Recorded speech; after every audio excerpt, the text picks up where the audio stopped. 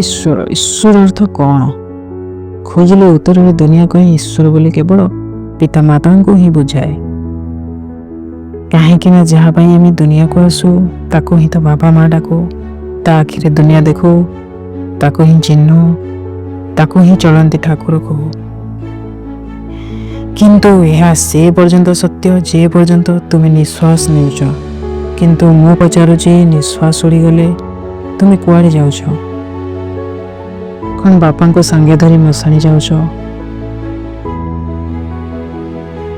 ନା ମା ହାତ ଧରି ଜମଦ୍ୱାର ଫେରୁଛ? ତମେ କେତେଥର ଘଟ ବଦଳାଉଛ, କେତେ ଜଣଙ୍କୁ ବାପା ମା ବନାଉଛ, ଆଉ କେତେ ଥର ଅଭିନୟ କରୁଛ?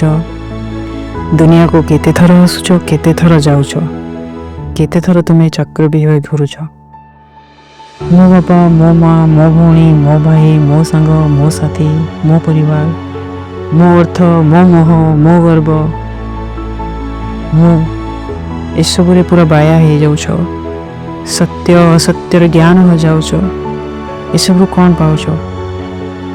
ପ୍ରକୃତ କଥା ଯଦି ଖୋଜ, ଏଠି ପିତା ହେଲେ ପରମେଶ୍ୱର ଆଉ ମାତା ଆମ ପ୍ରକୃତି ମା, ଯାହା ବେଳେ ତୁମେ ବଢ଼ୁଛ। ତା ବ୍ୟତୀତ ଏଠି ନା କିଏ ତୁମର ଥିଲା, ନା କିଏ ତୁମ ନିଜର ହୋଇ ରହିବ। ବନ୍ଧନକୁ ଖୋଲି ସତ୍ୟକୁ ଖୋଜ, ଜୀବନଟା ପୁରା ବୁଝା ପଡ଼ିଯିବ। ତାହେଲେ ଯାଇ ମୋହ ତୁଟିବ, କର୍ତ୍ତବ୍ୟ ଆଉ ମୋହର ତଫାତକୁ ବୁଝା ପଡ଼ିବ, ଆଉ ଭଗବାନଙ୍କୁ ଚିହ୍ନି ପାରିବ। ମୂଳ ଅର୍ଥ ହଜିଯିବ, ମୁଁ ଶୂନ୍ୟ ହେଇଯିବ ଓ ଭଗବାନଙ୍କୁ ଦର୍ଶନ ହେବ। ଧନ୍ୟବାଦ ଦର୍ଶକ ବନ୍ଧୁ। କବିତାଟି ଲେଖାଟି କେମିତି ଥିଲା, ଆପଣମାନଙ୍କୁ କେମିତି ଲାଗିଲା?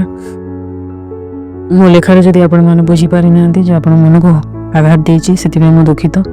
ଯାହା ସତ୍ୟ, ଯାହା ବିଷୟରେ ମୁଁ ଅନୁଭବ କରେ, ତାକୁ ମୁଁ ଶବ୍ଦରେ ବୁଝାଇବାକୁ ଚେଷ୍ଟା କରିଛି। ଯଦି ଭଲ ଲାଗିଥାଏ ଚ୍ୟାନେଲଟିକୁ ଲାଇକ୍, ସେୟାର, ସବସ୍କ୍ରାଇବ୍, କମେଣ୍ଟ କରିବେ। ଯଦି ଭଲ ପାଇବା ଦେବେ ତାହେଲେ ଚ୍ୟାନେଲଟି ଆଗକୁ ଯିବ। ରହିଲି, ଧନ୍ୟବାଦ, ଜୟ ସାଇରାମ।